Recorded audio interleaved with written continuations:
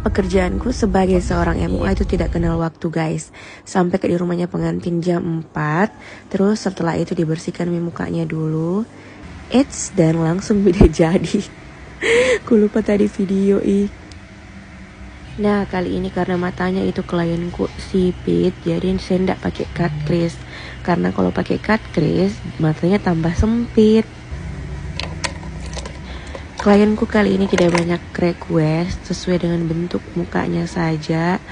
Tetapi karena bajunya biru, jadi saya pakaikan lipstick yang ombre-ombre biar kayak segar begitu.